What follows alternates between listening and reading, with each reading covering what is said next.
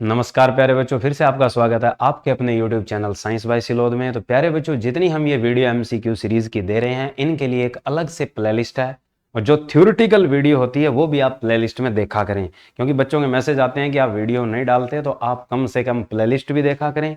Playlist के अंदर वो वीडियो मिलती है आपको। जैसे अब NTA ऑफिशियल सीरीज जो हमने चला रखी है, नेशनल टेस्ट एजेंसी के जो MCQs हैं, यानी जो बैक ईयर में क्वेश्चन आए हुए हैं, जो NTA के थ्रू एग्जाम होते हैं उनमें जो आए हुए हैं, वो क्वेश्चन हमने उठा के सीरीज बना रखी है और उसी को हम करवाते चलेंगे और साथ में थ्योरी भी करवाएंगे प्यारे बच्चों। तो ज़्यादा से ज़्यादा अपने सर्कल में शेयर करना, लाइक भी करना और सब्सक्राइब भी करना जो नया बच्चा हो। अब चलते हैं आगे अपने क्वेश्चन की ओर, कि हमारा क्वेश्चन है कि जो तात्कालिक ऊर्जा के लिए एथलीट को कौन सा पदार्थ दिया जाता है, यानी एथलीट को कौन सा ऐसा केमिकल दिया जाता है जो जस्ट इंस्टेंट एनर्जी प्रोवाइड करे। कि जैसे आप धूप में काम करते हो तो आपको उस सूर्य के प्रकाश के अंदर एक एनर्जी चाहिए, तो वो एनर्जी इंस्टेंट कौन दे सकता है? ग्लूकोज दे सकता है, यानी C6H12O6 दे सकता है। ग्लूकोज ही एक ऐसा केमिकल है, वही आपको इंस्टेंट एनर्जी क्यों दे सकता है? क्योंकि आपको पता है कि आपके शरीर में जब भोज्य पदार्थ के कार्बोहाइड्रेट जो हैं, यानी जो आपने फूड खाया है, भोजन जो खाया है, उस भोजन पदार्थ में आपके पास क्या था? कार्बोहाइड्रेट था। और उस कार्बोहाइड्रेट का विखंडन कहां से शुरू हो जाता है? तुम्हारे मुख से। यानी भोज्य पदार्थ के कार्बोहाइड्रेट का जो विखंडन है, यानी डिसोसिएशन, बदलाव, वो कहां से शुरू हो जाता है? आपके मुख से शुरू हो जाता है प्यारे बच्चों। और फिर धीरे धीरे करते हुए कहां पे पहुंच जाते हो आप? छोटी आंत। तो छोटी आंत तक जब पहुंचते हो तो पूरी तरह से क्या हो जाता है? इसका विखंडन। और किस में हो जाता है? ग्लूकोज में। और वो ग्लूकोज अब छोटी आंत से अवशोषित कर लेती है कौन? आपकी रक्त नलिकाएं। और ये रक्त नलिकाएं लेकर इसको किसे दे देती है? आपके रक्त को दे देती है। तो रक्त नलिकाएं यानी जो आपकी ब्लड वेसल्स है वो एब्जॉर्ब करती है। और वो छोटी आंत से जब एब्जॉर्ब करती है तो किससे करती है? विलय से करती है। विलय आपकी क्या होती है? या माइक्रो विलय भी बोलते हैं, माइक्रो विलय। तो विलय और क्या है? माइक्रो विलय। इन दोनों से क्या है? एब्जॉर्प्शन होगा। विलय आपके पास अगर साइज पूछा जाए तो छोटी आंत पर 1 mm साइज होता है, यानी उंगलियों जैसे परवर्ध होते हैं। किसके ऊपर? स्मॉल इंटेस्टाइन पर। अब बात आती है कि कार्बोहाइड्रेट का विखंडन होते होते छोटी आंत में रक्त नलिकाएं जब एब्जॉर्ब करेगी तो वो यहां पर किसको लेगी? C6H12O6। अब ये आपके पास किस में जाएगा? पहले सेल में, तो यानी आपकी कोशिका में। और कोशिका में ये कहां पर पहुंचेगा? कोशिका द्रव्य के अंदर। यानी सबसे पहले ग्लूकोज का विखंडन किस जगह होगा? साइटोप्लाज्म में। यानी जो साइटोप्लाज्म में विखंडन होता है, इसे नाम दिया जाता है प्यारे बच्चों, एक EMP पाथवे बोलते हैं इसे। यानी हमारे पास जब इस ग्लूकोज का विखंडन कौन सी जगह हो रहा है? कोशिका द्रव्य यानी साइटोप्लाज्म में, तब इसका स्पेशल एक नाम है, EMP पाथवे बोलते हैं। और जो EMP पाथवे है, ये आपके पास 3 वैज्ञानिकों की खोज है। इसे EMP चक्कर भी कहा जाता है, EMP पाथवे भी कहा जाता है। और वो जो 3 वैज्ञानिक हैं वो आपके पास कौन कौन से हैं? तो वो 3 वैज्ञानिक हैं आपके पास, एम्डेन, मेयरहोफ और तीसरा कौन सा है? पार्सन। इन तीनों ने मिलकर इस चक्कर की क्या की थी? खोज की थी। इसे बोलते हैं ग्लाइकोलिसिस। यानी जो आपके कोशिका द्रव्य में विखंडन होता है ग्लूकोज का, उसके लिए नाम लगता है स्पेशल EMP पाथवे। यानी एम्डेन, मेयरहोफ और तीसरा कौन सा था? पार्सन। इन तीनों ने मिलकर इसके बारे में पूरी तरह से उल्लेखन दिया था। और इसे हम एक तरह से पहले लिख लेते हैं, एम्डेन, दूसरा था अपने पास मेयरहोफ और तीसरा अपने पास कौन सा था प्यारे बच्चों? पार्सन। यानी ये वो 3 वैज्ञानिक हैं जिन्होंने EMP पाथवे खोजा है। अब ये जो EMP पाथवे है ये आपके साइटोप्लाज्म में होता है। इसे हम क्या कहते हैं? ग्लाइकोलिसिस। यानी इसे हम नाम क्या देते हैं? ग्लाइकोलिसिस।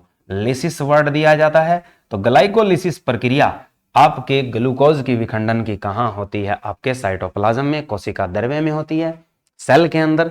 यानी किस तरीके से, थोड़ा सा डायग्रामेटिकली जनरेट कर लेते हैं। यानी इन क्वेश्चनों को हम पूरे डीप से पढ़ेंगे प्यारे बच्चों, इसीलिए हम एक क्वेश्चन में बहुत सारे टैग लेंगे।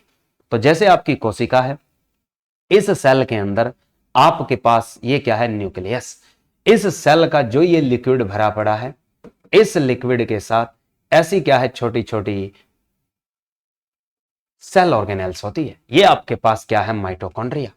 तो माइटोकॉन्ड्रिया आपके पास संख्या में एक से क्या होते हैं? ज्यादा होते हैं। किसमें? जंतु कोशिका में। अब जैसे ही ये ग्लूकोज एंट्री करता है इस कोशिका द्रव्य में, तो इस जगह आने पर C6H12O6 का विखंडन किस में हो जाता है? पायरुवेट में, यानी पायरुविक एसिड में हो जाता है। पायरुविक एसिड जो है, पायरुविक जो अम्ल है, वो आपके पास कैसा मॉलिक्यूल है? 3 कार्बन कंपाउंड, यानी 3 कार्बन वाला कंपाउंड है।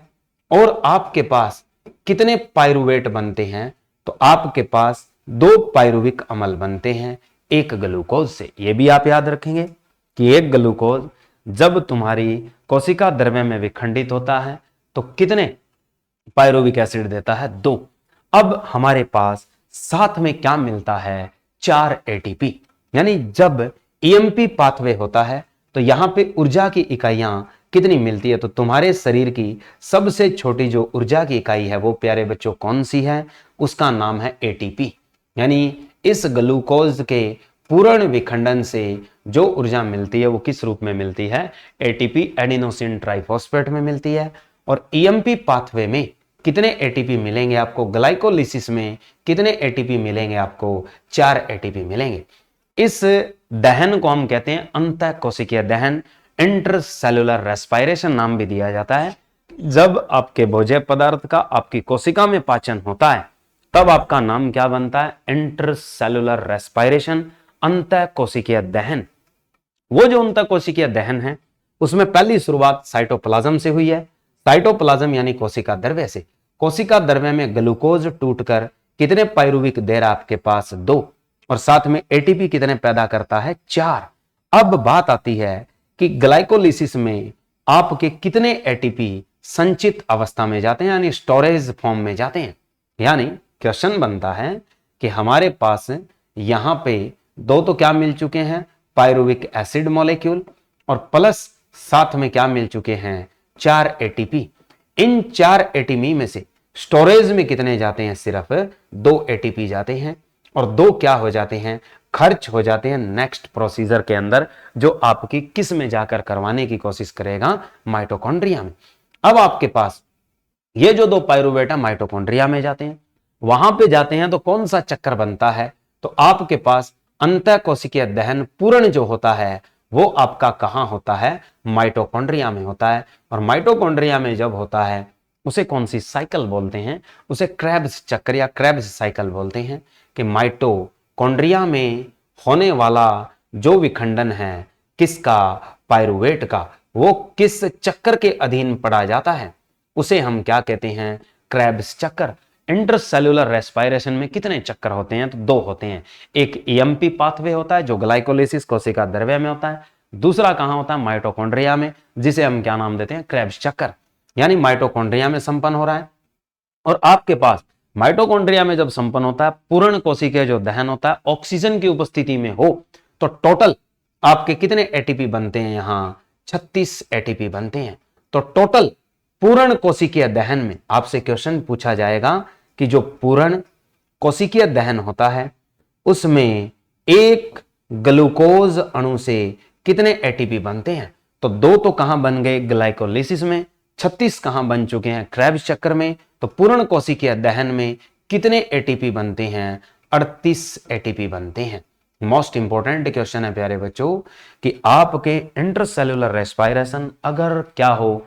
कंप्लीटली ऑक्सीडाइज हो, पूर्ण कोशिकीय दहन हो, जिसमें एटीपी की संख्या पूछी जाती है तो कुल कितनी मिलती है? 38। एटीपी की फुल फॉर्म क्या होती है? Adenosine triphosphate. तो ये प्रॉपर्टी थी प्यारे बच्चों, अकेले ग्लूकोज के चलते हमने डिटेल में उठा ली।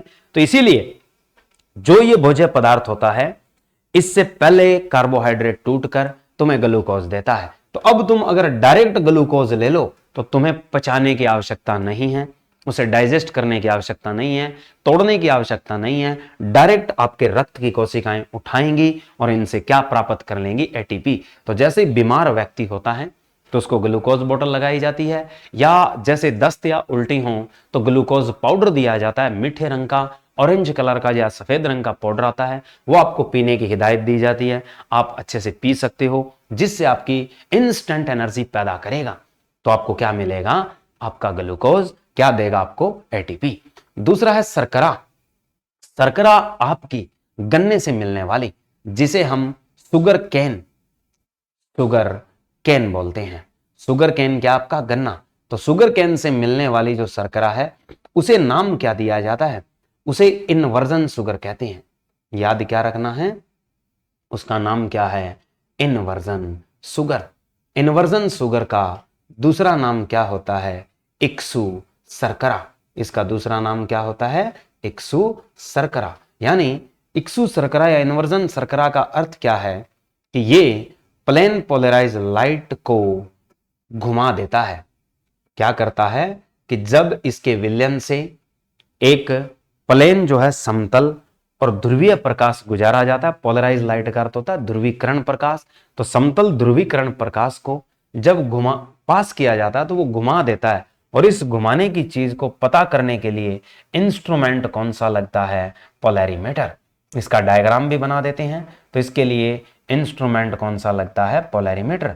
तो जैसे ही ये विलयन है, मान लीजिए इस विलयन में से जैसे ही आपकी प्लेन पोलराइज लाइट आएगी, और इसको कहां प्राप्त किया जाता है, इस पोलैरीमीटर पर। यानी पोलैरीमीटर पर पहले लाइन 0 डिग्री पे होती है, 0 डिग्री 0 मिनट 0 सेकंड पे होती है। लेकिन जैसे ही इसमें से लाइट पास होगी, यहां विलयन किसका है, चीनी का विलयन है। चीनी और प्लस किसका है, पानी का। तो चीनी और पानी के विलयन से जाती है तो ये लाइट की डायरेक्शन यूं नजर आती है। यानी इसके साथ रोटेशन किस साइड हो चुका है, इस बाईं ओर। जब ये बाईं ओर घुमाता है तो इसको नाम क्या दिया जाता है, इक्सु शर्करा। इसे कहते हैं इक्सु शर्करा, इनवर्जन शुगर। तो ये तो हुआ शुगर का खेल, सिंपली याद रख लो, ज्यादा डिटेल की जरूरत नहीं है प्यारे बच्चों। फिर शर्करा का फार्मूला भी पूछ सकता है, C12 H22 और O11। यानी ये शर्करा का सूत्र है। इसमें पूछे कि जल के अणु कितने होते हैं प्यारे बच्चों, कि अगर आपसे पूछा जाता है कि चीनी के एक अणु में जल के अणुओं की संख्या कितनी है, तो यहां से आप 11 कॉमन कर सकते हो। तो आपके पास क्या बना, C12 H2 और O, और इसके बाहर क्या लगा दो आप, 11। तो यानी एक चीनी के अणु में जल के अणु कितने होते हैं, 11।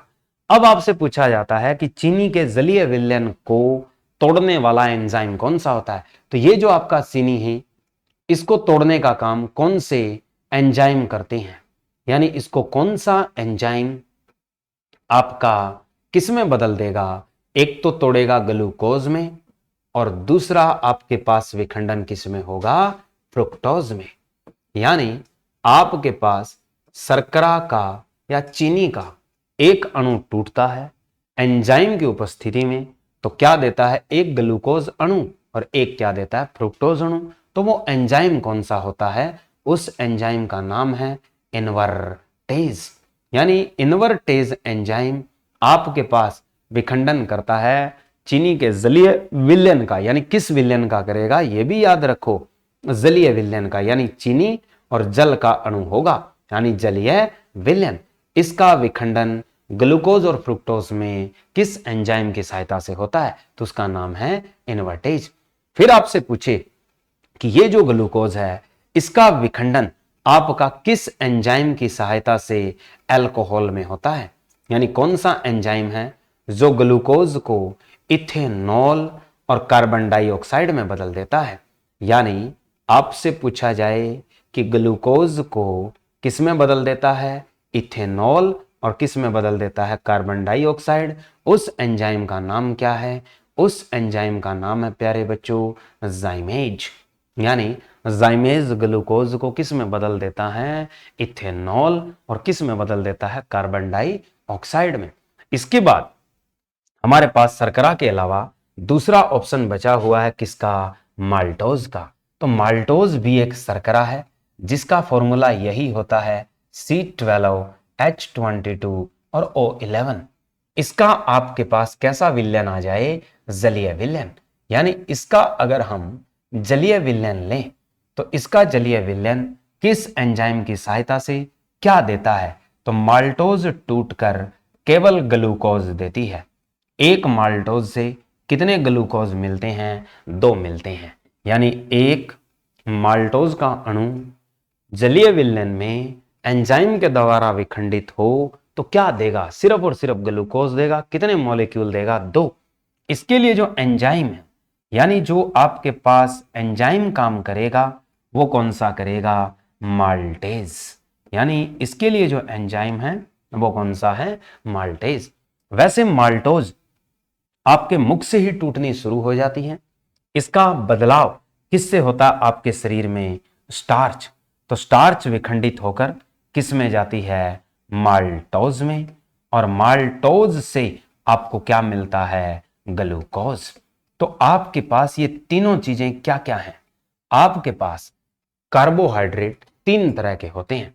एक जो कार्बोहाइड्रेट है उसका नाम है पॉलीसैकेराइड, यानी जिसकी विखंडन से कई आपके डाइसैकेराइड और मोनोसैकेराइड पैदा हो सकें, वो चीज होती है पॉलीसैकेराइड। जिससे टूटकर मोनोसैकेराइड की इकाइयां 2 ही बने, उसका नाम होता है डाइसैकेराइड या ओलिगोसैकेराइड। डाइसैकेराइड और ओलिगोसैकेराइड का अर्थ क्या होता है? डाइसैकेराइड का तो मतलब है सिर्फ 2 मिलना, और ओलिगोसैकेराइड का मतलब है 2 से लेकर 10 तक मिलना। यानी 2 से लेकर 10 तक मोनोसैकेराइड की इकाइयां प्राप्त हो कार्बोहाइड्रेट से, उसे ओलिगो कहा जाता है। और जो ग्लूकोज होता है ये आपके पास कैसा कार्बोहाइड्रेट है? ये आपके पास मोनोसैकेराइड है। तो ये आपके पास प्रॉपर्टी थी प्यारे बच्चों किसकी? माल्टोज की। अब बात आती है फ्रुक्टोज। फ्रुक्टोज एक ऐसी शर्करा है जिसका इस्तेमाल टॉफियां बनाने में भी होता है। क्वेश्चन आता है कि टॉफियां या च्युइंगम बनाने के लिए कौन सी शर्करा इस्तेमाल में होती है? टॉफियां बनाने में या चिविंग गम?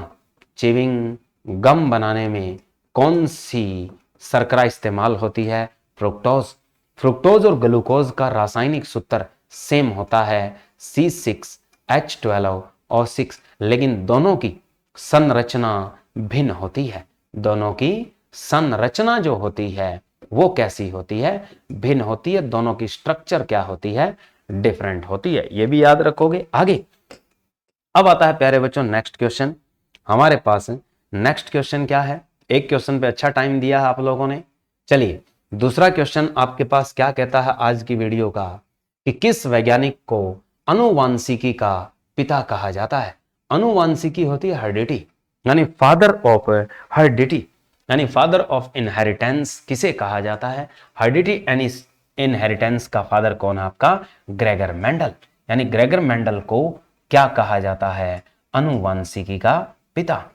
फिर आता है आनुवांशिकी के जो पिता हैं वो आपके पास हुए कौन है? ग्रेगर मेंडल, जिन्होंने मटर के ऊपर अपना क्या किया था? परीक्षण किया था, और जिससे उन्होंने F1 F2 पीढ़ियों के ऊपर अपना उल्लेख दिया था। फिर ऊपर दिया हुआ Crick and Watson.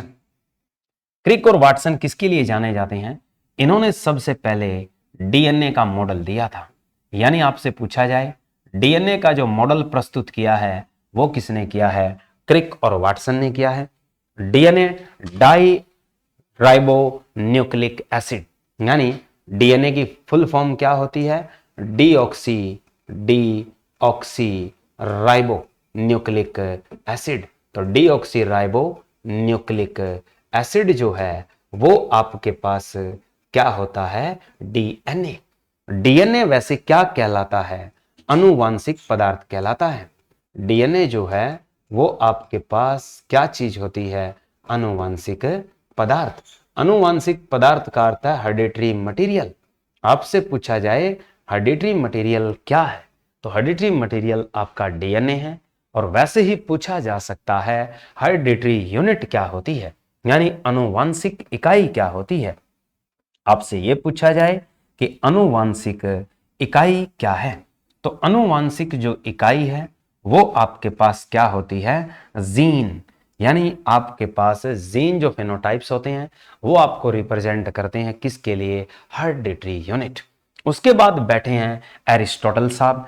Aristotle father माने जाते हैं दो के, यानी इन्हें हम फादर ऑफ बायोलॉजी भी कहते हैं, फादर ऑफ बायोलॉजी यानी फादर ऑफ जीव विज्ञान, जीव विज्ञान के पिता। और दूसरा कहा जाता है फादर ऑफ जूलॉजी। तो फादर ऑफ जूलॉजी का अर्थ है प्राणी विज्ञान, यानी प्राणी विज्ञान या जंतु विज्ञान के पिता और जीव विज्ञान के पिता, दोनों का नाम किसके अधीन चलता है, एरिस्टोटल। उसके बाद आता है थियोफ्रेस्टस। थियोफ्रेस्टस अपने पास क्या है, फादर ऑफ बॉटनी यानी वनस्पति के जनक। तो फादर ऑफ बॉटनी जो हैं वो हमारे पास कौन है, थियोफ्रेस्टस। तो ये प्रॉपर्टी थी प्यारे बच्चों इस क्वेश्चन के चलते, जिसमें हमने फादर उठाए हैं, अनुवांशिकी के पिता, और फिर क्या है क्रिक एंड वाटसन कौन थे, तीसरा अरस्तु और थियोफ्रेस्टस। अब बात आती है नेक्स्ट क्वेश्चन की। नेक्स्ट क्वेश्चन क्या है अपने पास, हैलोजन परिवार में सर्वाधिक प्रभावशाली। कि हैलोजन परिवार पहले तो पता होना चाहिए है कौन सा, हैलोजन परिवार है कहां। हैलोजन परिवार ये कोई आपके समुदाय में रहने वाला नहीं है, ये आपका आवर्त सारणी की बात कर रहा है, यानी पीरियोडिक टेबल कि जो आवर्त सारणी में एक समूह है जिसे हमने हैलोजन परिवार कहा है। हैलोजन का अर्थ होता है साल्ट फॉर्मिंग एलिमेंट। तो साल्ट फॉर्मिंग का अर्थ है लवण बनाने वाले तत्व। आवर्त सारणी में कौन से कहलाते हैं, हैलोजन फैमिली। तो आवर्त सारणी का कौन सा समूह है जिसे हम क्या कहते हैं, हैलोजन फैमिली। हैलोजन फैमिली का मैंने एक क्वेश्चन दिया है भी, साल्ट फॉर्मेशन। साल्ट का अर्थ होता है 17, तो समूह कौन सा होता है इसका, 17, यानी 17वें समूह में बैठते हैं कौन, हैलोजन फैमिली वाले। हैलोजन का अर्थ भी बताया हमने। हैलोजन का अर्थ क्या है कि लवण बनाने वाले तत्व, यानी जिनके लवण सर्वाधिक होते हैं। तो लवण बनाने वाले तत्व यानी साल्ट फॉर्मिंग एलिमेंट भी बोलते हैं प्यारे बच्चों। साल्ट फॉर्मिंग एलिमेंट कौन से समूह में बैठे हैं आपके, 17 में। इसमें आते कौन कौन से हैं, fluorine, fluorine, chlorine, bromine, iodine और एस्टेंटीन, ये हमारे पास क्या हैं, एलिमेंट हैं इस ग्रुप के। अब इसमें से पूछा गया है हमसे कि सबसे अधिक प्रभावशाली ऑक्सीकरणकर्ता कौन है, मोर ऑक्सीडाइजिंग एजेंट, यानी मोर ऑक्सीडेंट प्रॉपर्टी किसके पास होती है, वो होती है प्यारे बच्चों फ्लोरीन के पास, यानी इसका सिंबल क्या है, एफ। और अगर इलेक्ट्रॉन ग्राही समता पूछ ले, एक क्वेश्चन और आता है कि फ्लोरीन जो है वो सर्वाधिक वैद्युत ऋणात्मक तत्व भी है, यानी ये आपके पास सर्वाधिक वैद्युत ऋणात्मक तत्व भी माना जाता है। कौन आपके पास, फ्लोरीन, यानी मोर इलेक्ट्रोनेगेटिव एलिमेंट। तो इलेक्ट्रोनेगेटिव जो एलिमेंट है पूरी पीरियोडिक टेबल का मोस्ट, वो कौन सा है, फ्लोरीन, यानी छीनना, किसी से छीनने का काम करता है तो फटाक से मार के ले लेता है। फटाक से वर्ड याद रखना है फ्लोरीन। तो फ्लोरीन आपका मोस्ट इलेक्ट्रोनेगेटिव एलिमेंट है किसका, पीरियोडिक टेबल का। उसके बाद क्लोरीन जो है ये किसके लिए फेमस है, तो ये सबसे अच्छा इलेक्ट्रॉन ग्राही, सबसे अच्छा इलेक्ट्रॉन ग्राही तत्व। तो सबसे अच्छा जो इलेक्ट्रॉन ग्राही जो तत्व है, इलेक्ट्रॉन एफिनिटी जो सबसे अच्छी होती है वो किसकी होती है, क्लोरीन की होती है।